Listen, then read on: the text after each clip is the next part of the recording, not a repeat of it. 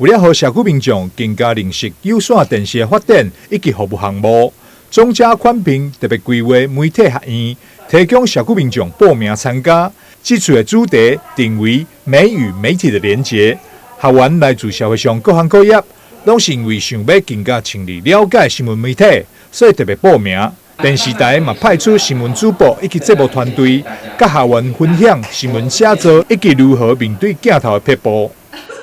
今天是第一次来参加这个活动，那一系列安排下来，精彩的活动可以了解到工作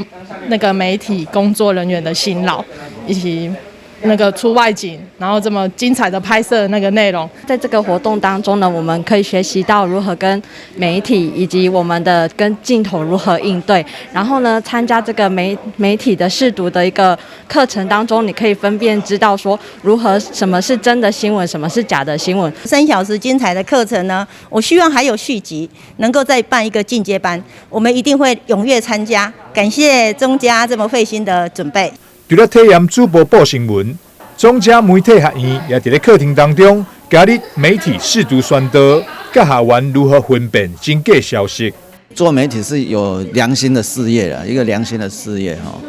所以说你们要过滤一些杂七杂八的不应该传出来的一些信息。那今天来上这个课也是刚好借这个机会稍微了解一下，说怎么做一个讯息的一个判读。我们在接收媒体的讯息的时候，一定要停看听，然后来决定这个讯息是真的假的。如果真的，我们再传播出去；不是真的，我们就真的要到我们这里为止。像我们在媒介啊看到的一些信息啊、资讯啊，不要就是说马上就是盲目的相信，我们要通过我们去多方去验证，来就是判断说这个新闻是真假。丰富趣味的课程，让参加学员拢收获满满，拢真期待主办单位总家款评的再次开课。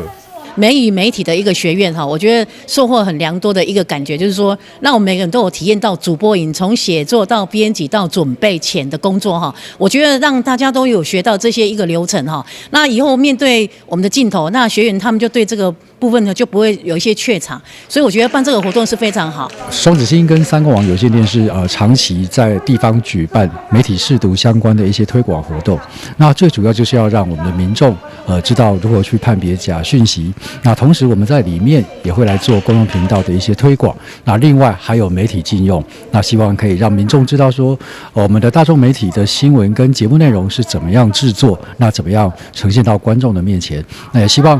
有更多的团体可以来公司这边来申请参访。那是社区民众对着课程真有兴趣，总家款评双子星3冠王嘛，真欢迎大家报名参加。主播体验营赞。